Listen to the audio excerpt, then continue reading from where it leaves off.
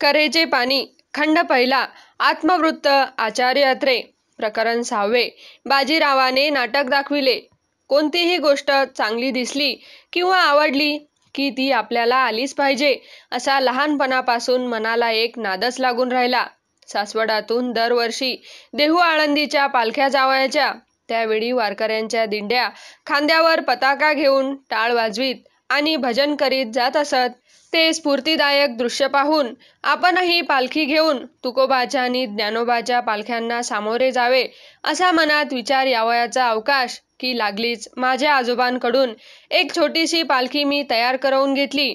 त्यासाठी कळकी बागेतून एक अखंड पण दोन्ही बाजूला सरळ आणि मध्येच वाकडा असलेला बांबू शोधून आणला आणि त्यावर आलवनाचे कापड गुंडाळले आणि खाली एक लाकडाची पेटी बसविली.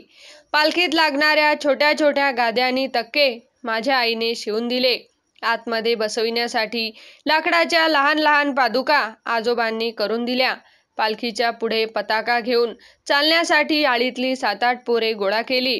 कपाळाच्या दोन्ही बाजूंना चंदनाच्या मुद्रा लावलेल्या आम्हा बाळगोपाळांची ही दिंडी ज्ञानबा तुकारामचा गजर करीत जेव्हा गावातून जाऊ लागली तेव्हा ती गावातल्या आबालवृद्धांच्या कौतुकाचा विषय झाली. एवढ्यात समोरून माझे वडील येत असल्याचे कोणीतरी मला सांगितले.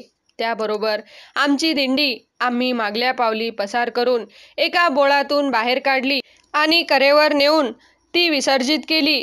कारण माझ्या वडिलांना असले दरिद्री धंदे मुळीच आवडत नसत हे मला ठाऊक होते. आमच्या गावात अधूनमधून एखादा जादूगार, एखादा धनुर्विद्या विशारद, एखादी सर्कस किंवा एखादी नाटक मंडळी येत असे.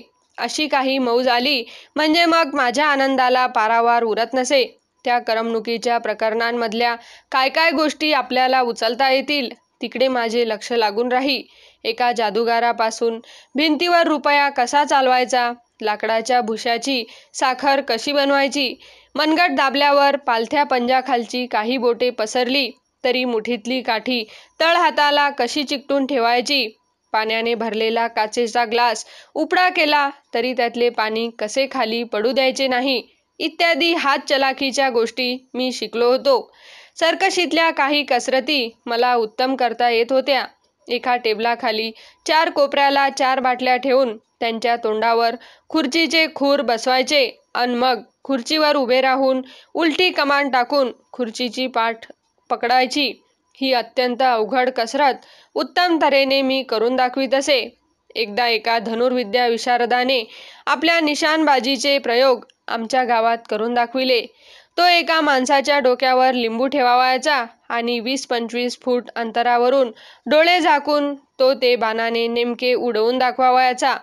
हा प्रयोग आपल्याला आला पाहिजे अशी माझ्या मनात इच्छा उत्पन्न झाली. पण स्वतःच्या डोक्यावर लिंबू ठेवून माझ्या नेमबाजीला तोंड द्यावयास कोणीही मुलगा तयार न झाल्यामुळे मला ह्या क्षेत्रात कौशल्य संपादन करण्याची संधी मिळाली नाही. पिशाच दर्शन आणि तंत्रसिद्धी या प्रांतांतही प्रवेश करण्याचा मी प्रयत्न केला.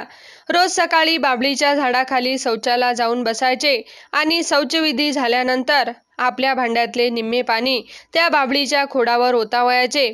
असे 1 महिनाभर केल्यानंतर मग एक पिशाच दत्त म्हणून आपल्या पुढे उभे राहते आणि मग आपण त्याला जे काम सांगू ते मुकाट्याने ते करते. हा प्रयोग सतत 2 महिने मी करीत होतो. पण मला काही पिशाच कधी दिसले नाही. मग ते वश होण्याचा प्रश्नच नव्हता. जर का मला त्यावेळी एखादे पिशाच वश झाले असते तर मग त्याच्या मदतीने गावात अनेक गमती करावयाच्या योजना मी आखल्या होत्या. पिशाच्यावर माझा त्यावेळी विश्वास होता. कारण सरदार पुरंदऱ्यांच्या वाड्यात राहत असताना त्यांच्या मूळ पुरुषाचे पिशाच आपण डोळ्यांनी पाहिले असल्याचे माझे आजोबा मला सांगत होते. सारांश: भूते, हडळी संबंध स्वतः आपल्या डोळ्यांनी पाहिल्याचा निर्वाळा देणारी अनेक मंडळी त्यावेळी आजूबाजूला वावरत असत. त्यामुळे रोज रात्री झोपण्यापूर्वी अंथरुणावर पडल्या पडल्या वडीलधाऱ्या मंडळींकडून भूताखेतांच्या गोष्टी ऐकणे हा माझा अत्यंत आवडता कार्यक्रम होता. एकदा एका मांत्रिकाने आम्हाला शत्रूवर सूड उगवण्याचा एक तोडगा सांगितला. तो असा की खार मारून तिच्या कातड्याची एक पिशवी शिवायची अन शत्रू जेथे लघवीला बसला असेल त्या जागेवरची ओली माती पिशवीत भरून ती खच्चून आवळली की शत्रूच्या पोटात एकदम कळा उठून तो शंखध्वनी करू लागतो.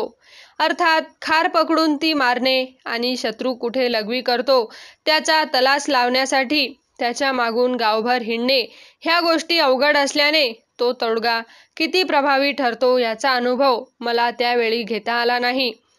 अंगावर बिब्यांच्या फुल्या उठणे, गळ्याभोवती काळ्या दोऱ्याचा फास पडणे, अंथरुणात सुया सापडणे, ताकाच्या डेऱ्यात केलेले ताक नाहीसे होणे, अंगात येणे इत्यादी अनेक जादूटोण्याचे नि भुताटकीचे प्रकार रोजच्या रोज गावात कुठे ना कुठेतरी त्या काळी चाललेले ऐकू येत असत.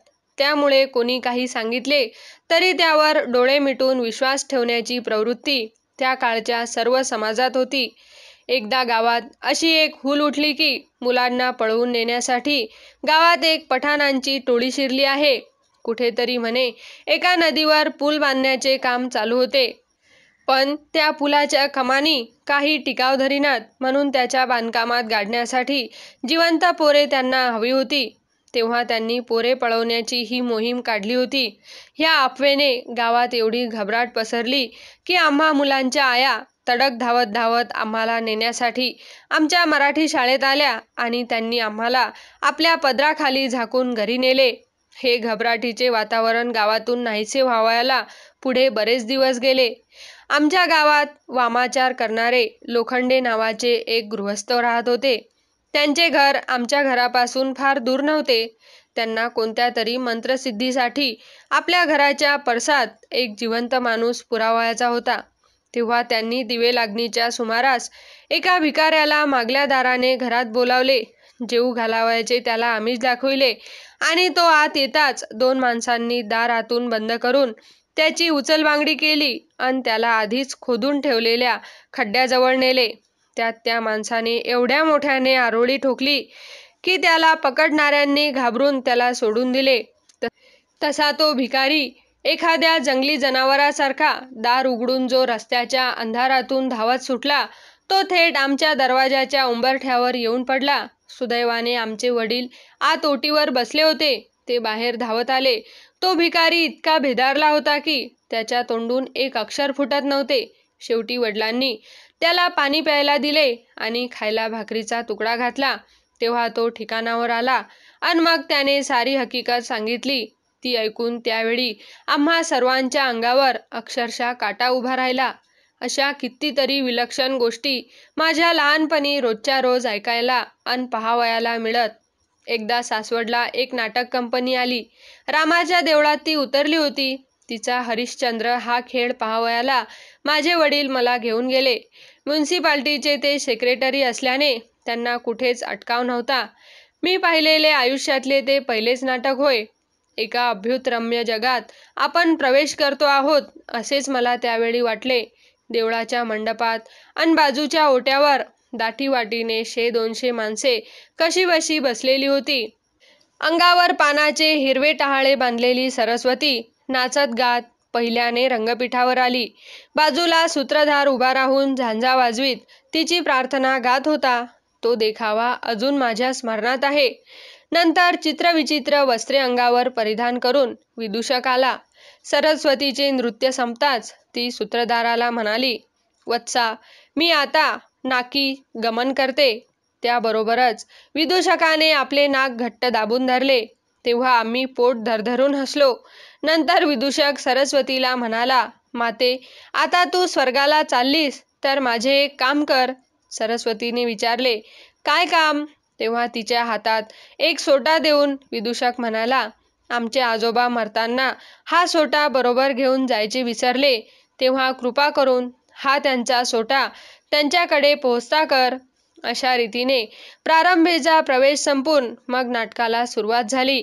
त्याचा सर्व तपशील काही मला आठवत नाही. पण रोहिदासाला साप चावताना बघून मी एवढ्या मोठ्याने किंचाळलो की सारा मंडप हादरून गेला.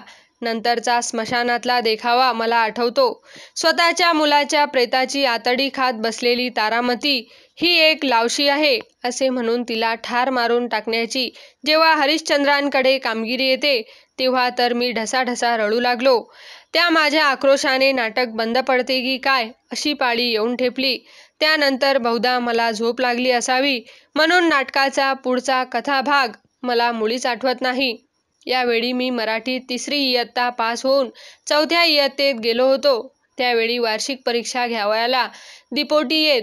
ते दिपोटी आम्हाला एखाद दुसरा प्रश्न विचारीत आणि ते निघून गेल्यानंतर सारी मुले पास असे मास्तर आम्हाला हलक्या आवाजात सांगत. आम्ही का पास झालो आणि नापास का झालो नाही ह्याचा त्यावेळी आम्हाला कधीच बोध झाला नाही. 3ऱ्या इयत्तेच्या वार्षिक परीक्षेच्या वेळी माझ्या मानेच्या मागल्या बाजूला एक गळू आले होते, म्हणून मानेभोवती फडक्याचा जाड पट्टा गुंडाळून मी शाळेत गेलो होतो. त्या परिस्थितीत मी परीक्षा कशी काय पास होणार ह्याची माझ्या आईला चिंता पडली होती. माझ्या त्या गळवाने माझ्या मानेवर कायमचा ठेवून दिलेला एक चिमुकला खळगा अजून मला त्या दिवसाची आठवण करून देत असतो. ह्याच सुमारास पुण्याचे सुप्रसिद्ध नकलाकार गोपाळ भोंडे ह्यांच्या नकलांचा मनोरंजक कार्यक्रम कऱ्हाबाईच्या देवळात झाला. त्यांच्या त्या नकलांमधूनच लोकमान्य टिळकांचे आणि शिवरामपंत परांजप्यांचे प्रथम दर्शन मला झाले. नाहीतर सासवडसारख्या गावात त्या महापुरुषांची माहिती त्या वयात आम्हाला कोण सांगणार. लक्ष्मणशास्त्री लेले आणि लक्ष्मण रामचंद्र पांगारकर ह्यांच्या नकला आम्हाला अतिशयच मनोरंजक वाटल्या. पुढे एक दिवस गावात वाशिमकर नाटक मंडळी आली. तिचे प्रेमबंधन उर्फ बाजीराव मस्तानी हे नाटक कऱ्हाबाईच्या देवळात लागले. असल्या नाटकाला माझे वडील मला घेऊन जातील ही गोष्ट सर्वस्वी अशक्यच होती. मला आणि माझ्या मित्रांना हे नाटक बघण्याची भयंकर इच्छा झाली. नाटकाचा दर होता मानसी 2 आणे. मुलांना निम्मा दर, पण तेवढा तरी 1 आणा आम्ही कोठून आणणार. बाजीरावाचे काम करावयाचे कंपनीचे मालक बाळशास्त्री वाशिमकर आणि मस्तानीचे काम करावयाची त्यांची एक ठेवलेली बाई, तिचे नाव काही आता आठवत नाही. बाळशास्त्र्यांचा आवाज होता पहाडी, तेव्हा त्यांचे गाणे आम्हाला देवळाच्या बाहेर रस्त्यावर ऐकू यावयाचे. तेवढ्यावरच समाधान मानून आम्ही बाहेर बसावयाचे आणि संबंध नाटक ऐकायचे. आमच्या गावात एक पिलमभट ठकार नावाचा एक अत्यंत कोपिष्ट आणि भांडखोर भटजी होता. गावातल्या लोकांनी त्याच्यावर जवळजवळ बहिष्कारच टाकला होता. त्याला कोण जाणे नाटक पाहावयाची त्या रात्री कशी हुक्की आली ती. खांद्यावर उपरणे टाकून बोडक्याने आणि उघड्या अंगाने तो देवळाच्या दाराशी आला. त्याला बघून आम्हाला आश्चर्य वाटले, कारण पिलमभट हा बोलून चालून पहिल्या नंबरचा फुकट्या.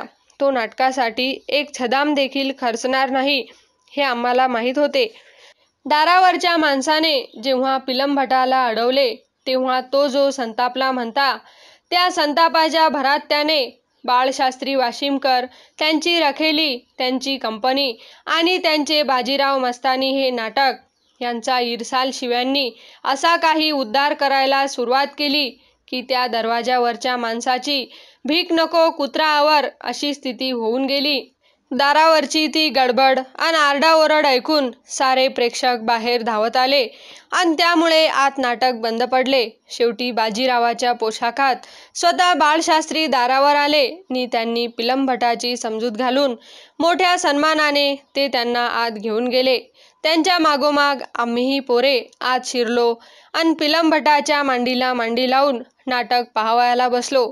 सारांश: बाजीराव मस्तानी हे नाटक खुद्द बाजीरावाच्या आमंत्रणावरून आम्हाला फुकटात पाहावयाला मिळाले.